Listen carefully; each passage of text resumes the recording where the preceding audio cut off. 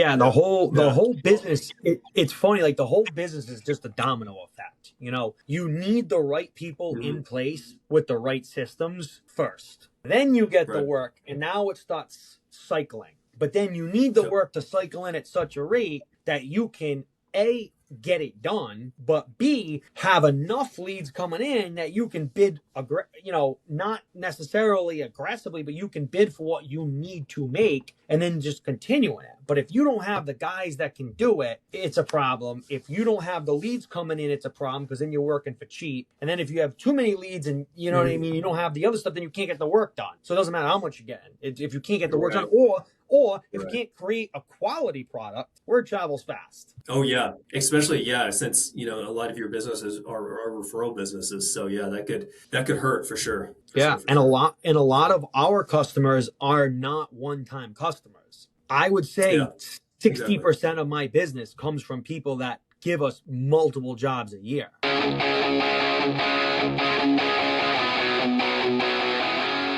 This episode is brought to you by 10x Nerds. If you're a business owner doing real revenue, there's a good chance you're overpaying in areas you haven't even looked at. Things like credit card processing, insurance, telecom, and more. 10x Nerds comes in, audits your expenses across 30 plus categories, and finds immediate savings. And here's the kicker: they only get paid if they save you money. It's a complete no-brainer. If you want to keep more of what you make, go check them out at 10xnerds.com. This episode is brought to you by Rakowski Law Firm. If you're a business owner or have built a level of wealth, but you don't have your estate plan dialed in, you're exposed. Rakowski Law Firm helps families and business owners protect their assets, avoid probate, and make sure everything transfers exactly how it should. This isn't just paperwork, it's a real strategy to protect your legacy. If you haven't looked at your plan in a while or don't have one, go to rakowskilawfirm.com.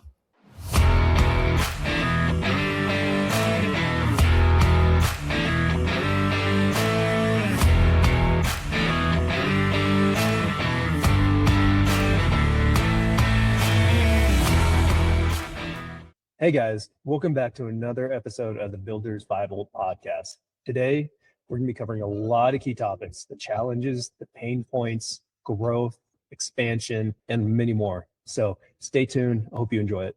Yeah, Matt, appreciate your time. Thanks for hopping on a call with me. No problem. Yeah, no, Andrew reached out, so I said, I'll do it. Give it a shot. Yeah, why not? So yeah, give me a little bit of background. So you guys do concrete, asphalt, what else? So, short story long, I am 33 years old.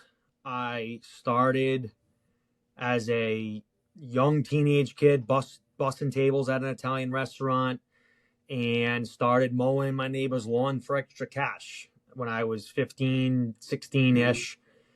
I started with a, little lawnmower. Eventually I got my learner's permit. I bought a truck. My mother actually used to ride with me in the passenger seat so that a good friend of mine, actually my best friend, still is to this day, Billy, used to work with me. We used to mow lawns, and eventually we kind of graduated from it a little bit. We were starting to do more of the patio work. I had a really good mentor that I actually met busboying tables at this restaurant when I was, even younger than then. And it eventually, just from always wanting the next best thing and being a pretty quick learner, having the right people behind me to push me, having the right people to teach me, really got me to the point where we got into paving. We got into the underground utility work. I had another mentor that was in the drain cleaning business. He pushed me for the underground, the sewer, water lines, so I just had a really strong team. I always kind of believed I would make it happen no matter what. And now I sit here at 33 and, we got 10 employees under me, and, it's been good. It's obviously it has its issues, but it's been good. I'm grateful looking back at the journey. But Wow, good for you. about Good for the you. job, so we are a paving business. Our name is Tarmax. We obviously didn't start with paving. We did start with the landscape, so we started with that background, did a lot of the pavers. We still do some pavers but our overhead is just a little bit too high to be competitive all the time. So we don't get a lot of those jobs anymore. We do maybe a couple sewer connections per month. We do, on average, 1 or 2 foundations a month. We'll do the full house. We'll dig it, backfill it, prep the floor. And that's pretty much it. We do a little bit with some material from some of these jobs. We end up with loom, or we'll end up with fill. We try to use it on a different project or sell it. But we don't really deal a whole lot with concrete, but that's pretty much the gist, is the paving, excavation, and the underground stuff at this point.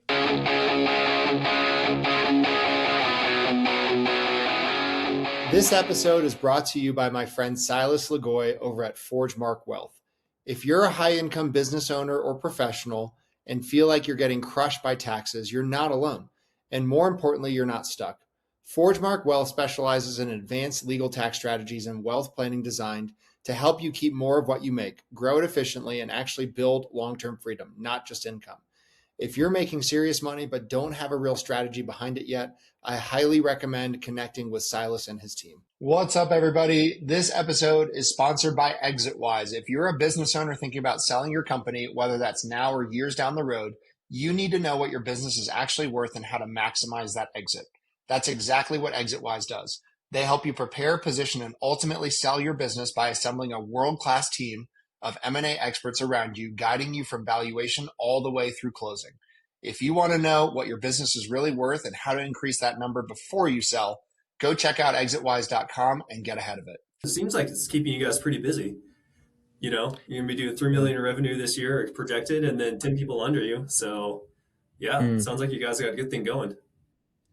We're trying. It's definitely, it's a grind every day. I mean, I'm in the field, so I definitely try to keep everything moving, and I'm always trying to sell it. If I'm at a job, try to sell something else while we're there. Try to do something at the neighbor's house. We work a lot. Yeah. These guys are doing. I know I say, we did a little over 2.5, but we also are working 60 hours a week. Sometimes not 60, Right. sometimes 50, but it's every day. There's no 40-hour work week here. Yeah, I get it. Yeah, no, absolutely. As far as like your sewer work and stuff, are you guys working with the city on that one, or is that more residential, or what does that look like? So it's all residential and commercial. We're doing all private side. Oh, okay. We do have a handful a year that we do go into the road. We're licensed to do it. We're bonded to do it. We do work. You work with the sewer inspector. We try to have a really good rapport with all of them. We don't cut the corners. I make sure that we're on the same page with everything. There's no hidden thing. Sometimes they hang out the whole job. Sometimes they stop by for 10 minutes and then you'll never see them again. But yeah, it's all private stuff on that end. Gotcha. Oh yeah, I never thought about the permitting with if you have to go like do government work or the work with the city or anything like that. Yeah, I never really thought about that, but yeah, that's a good point. I'm sure that adds another headache to get all those. The sewer work's funny because it might only be a 1-2 day job, but there's so much additional paperwork. We've got, treatment plants that need they need to approve it. They need to know what the size of the water line is. You need to show up with proof of owner that the person hiring you actually owns the property. Like there is kind of a lot that goes into it too. But it is worth it. It is a lucrative part of the business. The paving isn't as time consuming on the back on the front end. The paving is very. You want me to do the driveway? I can show up tomorrow. There's no parts you need to get. There's no, you show up, you get it ready, you go buy the asphalt, you put it down, you go home. There's no samples, there's no inventory, anything like that.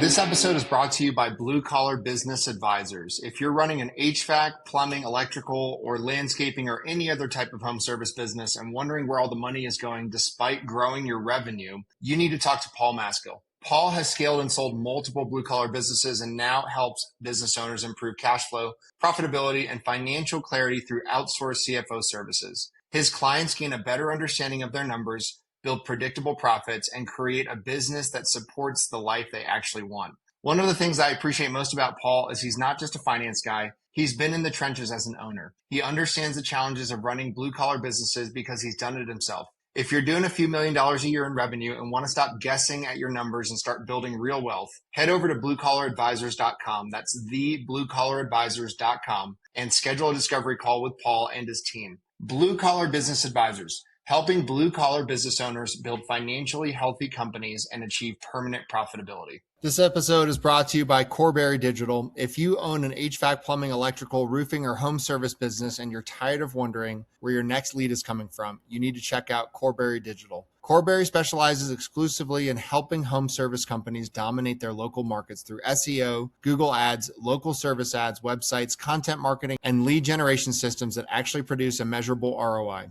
Their team doesn't just focus on clicks and impressions. They help contractors lower customer acquisition costs, increase qualified leads, and build a marketing engine that scales. What I like about Corberry is they understand the blue collar space. They aren't trying to be everything to everyone. Their entire focus is helping trades businesses win in their backyard and generate more profitable jobs. If you're looking to grow your business, improve your online visibility, and build a marketing system that works, visit Corberry.com and schedule a strategy session with their team. That's Corberry.com. Tell them you heard about them on the podcast. I get it. Yeah, it's all that back end work you really don't think about.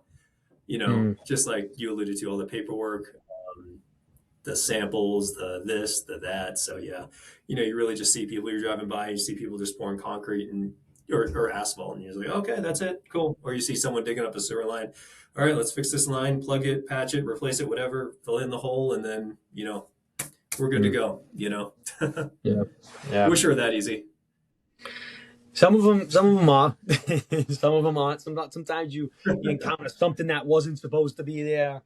You run into a fiber optic line that DigSafe didn't mark, run into a gas line that was in the wrong spot. I mean, you get deep with the sewer line. There's a lot of different variables that you maybe don't consider. There's different soil types. Certain soil types collapse easier than others. Certain soil types retain moisture when comes time to compact. We have to use trench boxes. We need ladders in the trenches. I mean, it's a whole different ball game. I got a binder. I'll show it real quick.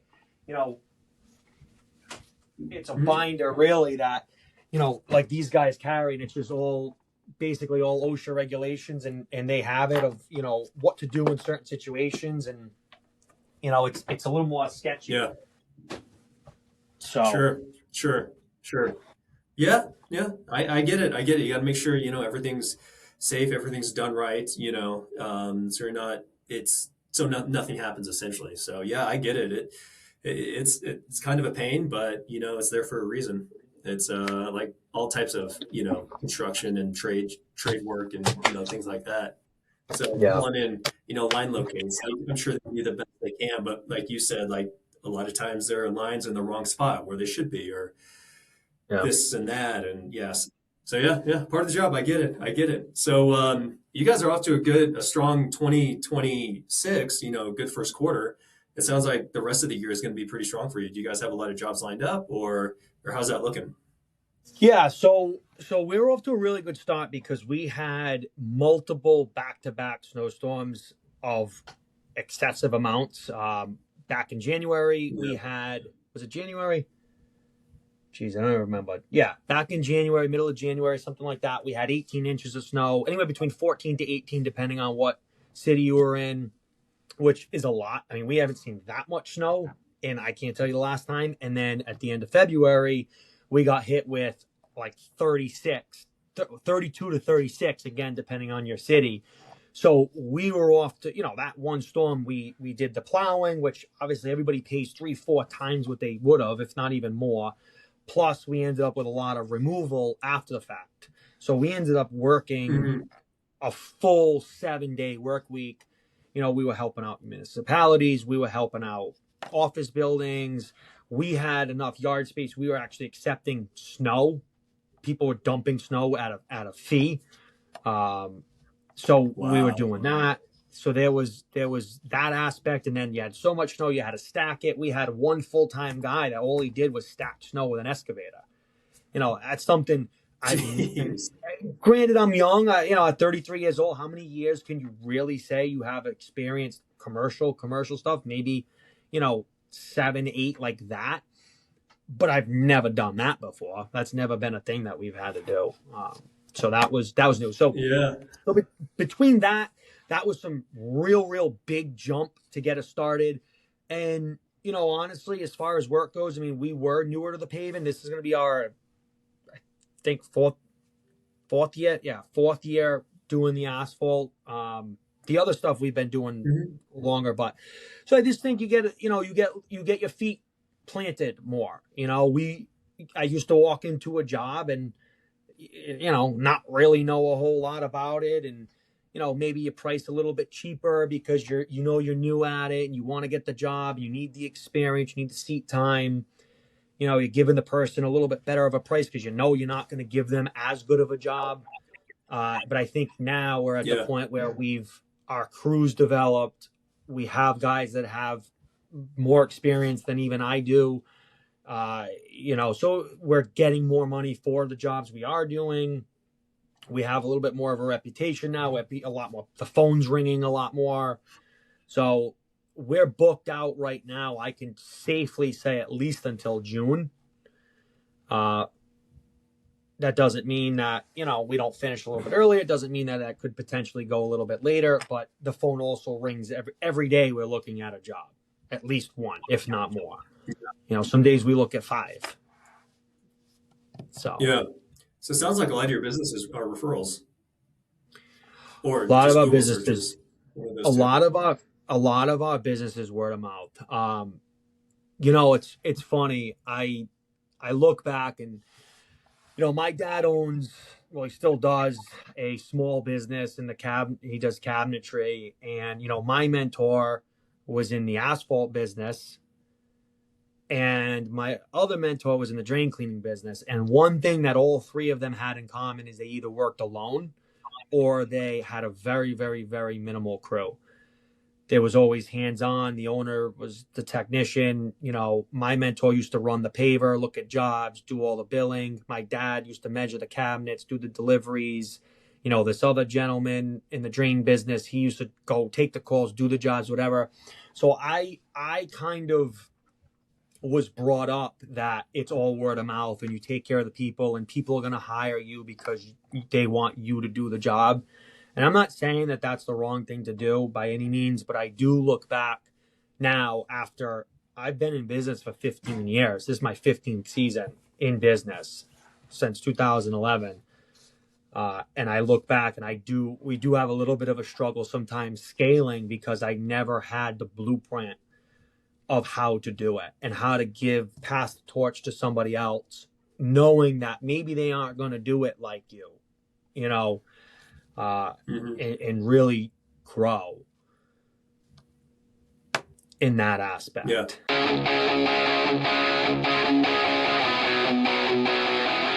This episode is brought to you by Jonathan Keim and the teams at 360 Commercial Roofing and Top Roof Marketing. If you own or manage commercial property or you're a roofing contractor looking to grow, Jonathan has spent more than a decade helping businesses protect their buildings and scale through proven commercial roofing and marketing systems. His companies specialize in commercial roofing solutions, roof asset management, and marketing built specifically for the roofing industry. Whether you need a trusted commercial roofing partner or want to generate more qualified roofing leads, check out 360 Commercial Roofing or Top Roof Marketing. You can go to www.360, like 360, commercialroofing.com, and Top Roof Marketing, www.toproofmarketing.com. Now let's get into today's episode. Yeah. No, I get it. It's every business is a little bit different. You kind of have your guidelines, but every personality is different. Everybody, the way people think are different. So everybody's going to have their way of growing it. I mean, you can have your ideas on how it's worked and how things should go, but there's going to be some tweaks, here and there. And I'm a big believer, what goes around comes around. So yeah, definitely take care of your employees, take care of yourself, take care of everybody that's helped you along the way, and that'll come full circle. So yeah, I definitely get it. Yeah, and I definitely What were you gonna say? and I definitely, I mean, even growing up, because of the fact that a lot of my teachers, if you will, were, they were people that wanted to always do the right thing. And that's how I was.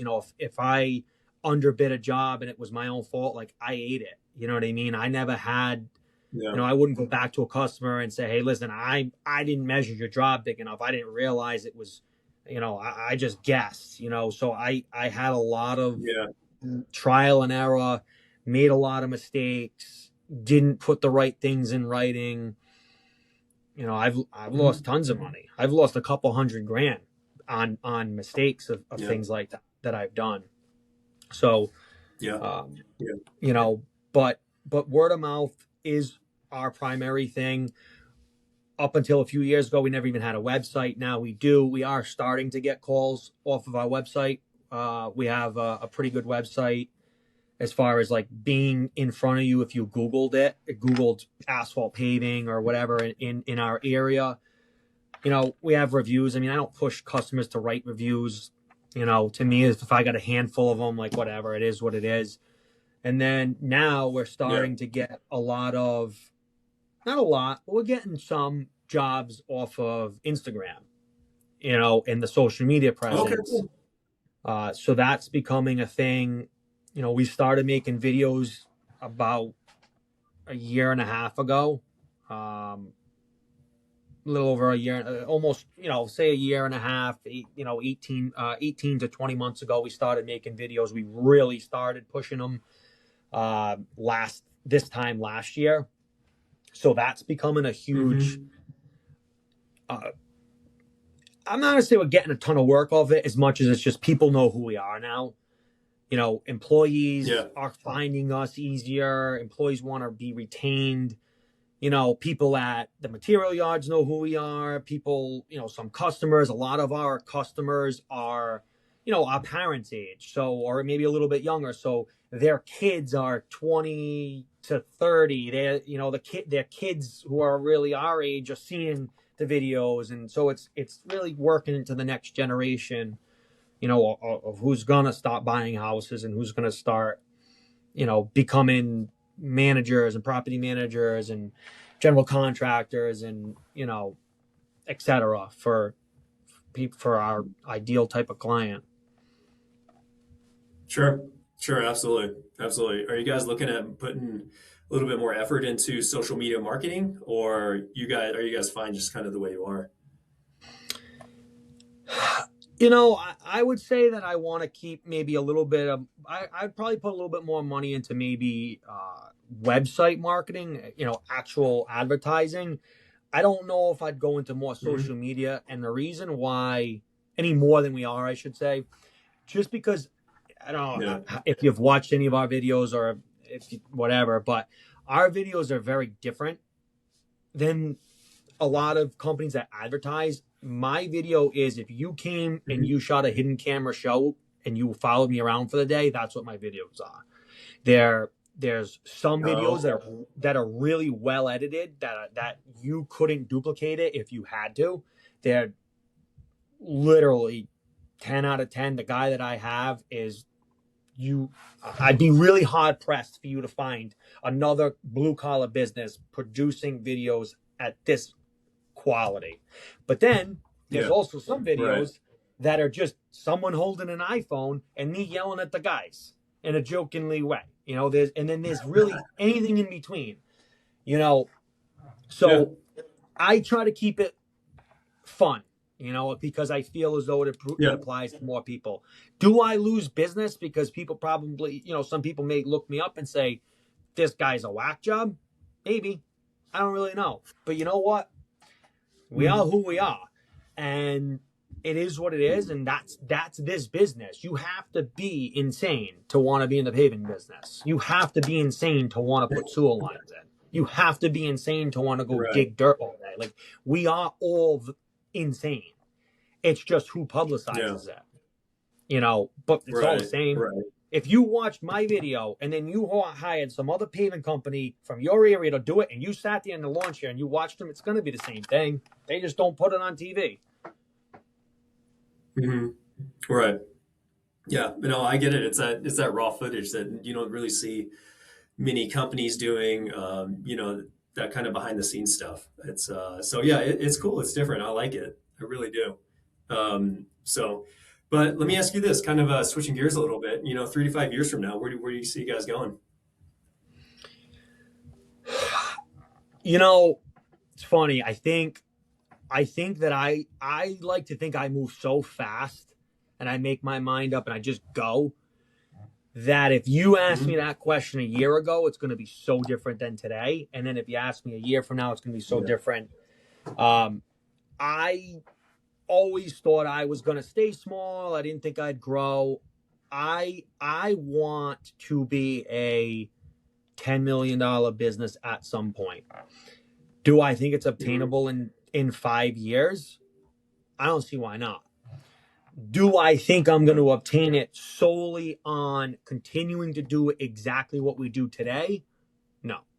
I am going to have to invest a few million into other things. We're a smaller paving company, so we do a lot of residential and some light commercial. We don't have a milling machine. Mm-hmm. We don't have a coal planer. We don't have a truck that's a sweeper. We don't have a tack truck. It's all things that if we do those types of jobs, we need to outsource them, which there's nothing wrong with, but that's all something we'd have to do. A lot of materials getting expensive to dump. I could see some sort of a material processing system, where we take our byproduct and we turn it into money and we sell it, or we take it in. I mean, and it's not something that I would have thought of, but it is continuing. Everything's getting more expensive. What used to cost us $50 a dump costs us $250 a dump.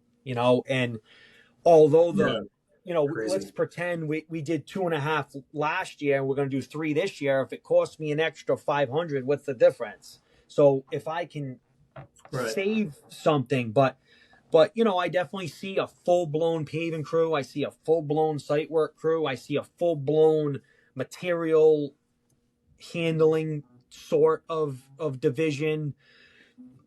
I don't know if we'll get back into the landscape or any of the hardscape type things like we used to as much, but you never know. You catch the right job that comes along and we might. But I would say 5 years, doubling in size at bare minimum and continuing to just domino effect. But I need to get these systems in. Like this year, 2026 is going to tell me whether or not we're going to be able to do that. If that's obtainable. If we can't do it this season, it's not. We're going to have to backpedal or recalibrate and do something. Figure out what we're going to do. Right. Yeah, you got to get that base down. You got to get to just make sure you have those processes in place, the people in place, the way you guys work, and then from there, it's you'll probably just be able to just like explode. So yeah. The whole business. It's funny. Like the whole business is just a domino effect. You need the right people in place with the right systems first. Yeah. Then you get the work, and now it starts cycling. But then you need the work to cycle in at such a rate that you can A, get it done, but B, have enough leads coming in that you can bid, not necessarily aggressively, but you can bid for what you need to make and then just continue it. But if you don't have the guys that can do it, it's a problem. If you don't have the leads coming in, it's a problem because then you're working for cheap. And then if you have too many leads and you know what I mean, you don't have the other stuff, then you can't get the work done. So it doesn't matter how much you're getting. If you can't get the work done, or if you can't create a quality product, word travels fast. So. Yeah. Oh yeah. Especially, since, a lot of your businesses are referral businesses. So yeah, that could hurt for sure. A lot of our customers are not one-time customers. I would say 60% of my business comes from people that give us multiple jobs a year. I'll work for a guy that builds houses, let's say a general contractor. I'm digging the foundation. He's having his own guy foreman pour it.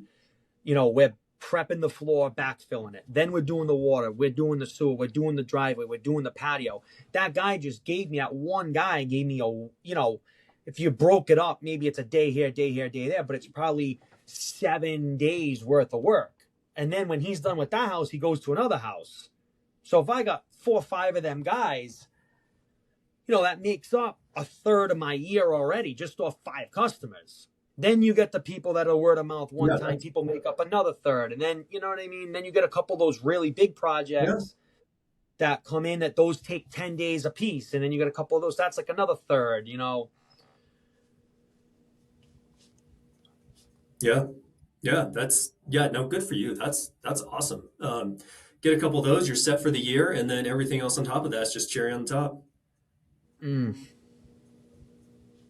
Pretty much. Pretty much. Yeah.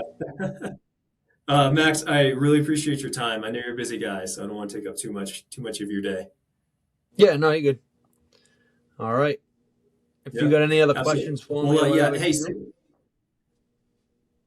Actually, real quick, stick around real quick. I a quick question for you. How do you go about purchasing your capital? Do you guys have line of credit cards? What does that look like? So we, again, because I started 15 years ago, we just from being established still, we have a really good credit score and buying power. So we use one lender for anything that we buy that's used. If anything's brand new, a lot of these companies like Caterpillar, for example, like they have Cat Financial, Hitachi, like all those name brands have their own financing, but anything that's not brand new, we utilize the same finance company, and they do everything. They have, a couple of our loans. I mean, we have credit with a lot of our vendors that we buy the asphalt from. So we'll go buy asphalt for 2 weeks. They'll send us a bill. Then we have, depending on the job, some of the jobs pay right away. Some of the commercial stuff we have to wait on. So we have credit that way. We use American Express a lot for gas, diesel, odds and ends. Some places we don't have credit with, if it's a new, if we do a job that's out of our territory here or there, sometimes we got to buy asphalt. That's, and we don't want to bring a check because it's like you forget half the time. Some places take that. So we use American Express a lot. But that's pretty much it. We really utilize one finance company, and then we'll use American Express, or we'll have our own credit just for the vendors. Gotcha. Okay, good to know. Well, the reason why I asked that is I don't know if you've heard of a model called infinite banking model, or be your own bank. And that's actually set up through life insurance policies. It's really popular among business owners and especially real estate investors, because what you'll do is you'll open up a life insurance policy. Essentially what it is, it's a cash value life insurance policy called IULs, and it's indexed with the market. So for example, say the market does 10%, the bank is going to pay you that 10% on top of whatever your money is. And then basically what you can do is an arbitrage situation where you're leveraging $1 from the life insurance policy. You can use it over here to buy a piece of equipment, and then the bank is still going to pay you that 10% on top of that $1. So you take $100, easy numbers, $100, you put it over here towards a piece of equipment. The bank, say the index does, or the market does 10%, they're going to pay you $10 on that dollar, even though it's being used over here. So it's using that same dollar twice. And a lot of real estate investors will do it, have opened up life insurance policies instead of taking a mortgage out and going to the lenders and paying the closing costs and the interest rates and sorry, all of that. So you can get your cash a lot quicker, and you're using your own funds essentially. And on top of that, you get the death benefit and living benefits on top of that. So, but yeah, it's a really popular. Yeah, it's a really popular investment vehicle for people. I'm working with a electrician out of Georgia. He does $6 million. We're like, what do you have to buy? He's like, I got to buy a new truck. And so I was like, okay, well, he's like, use a life insurance policy. So we're working with him, opening up a new life insurance policy so he can go buy a new truck and fund his, other ventures as well too. So I'd love to talk to you a little bit more about that if you're interested. It's just, it's just a more tax efficient way of using your own money. And the money, whatever you make in the life insurance policy, it's tax free. So it's like a Roth IRA on steroids. So you can access that, on a tax free basis. You make 50% on your money, you can pull all that 50% out tax free. I don't know. I mean, I've never, never thought of it, but you never know. Yeah. Would you be interested in like kind of going over some options and seeing what numbers look like? I mean, if you want to pitch it to me, I'll listen. I don't know how inclined I'll be to do it, but Okay. See what it's about. Sure. Okay. Yeah. I mean, if you we can hop on another call later on this week, and we can go over things a little bit more in depth. And I can show you some numbers, run an illustration, and so you can get it by. Yeah, we can do that at a different time. So. Okay. Would like Thursday or Friday work for you? Sure. Yeah, Friday. Okay. Friday? All right, do you want to do Friday same time? Would that work? Yeah, that's fine. 6:15 your time? Yeah, that'll work. Okay. All right, I'll get an invite out, and cool, we'll talk to you then. All right, thanks.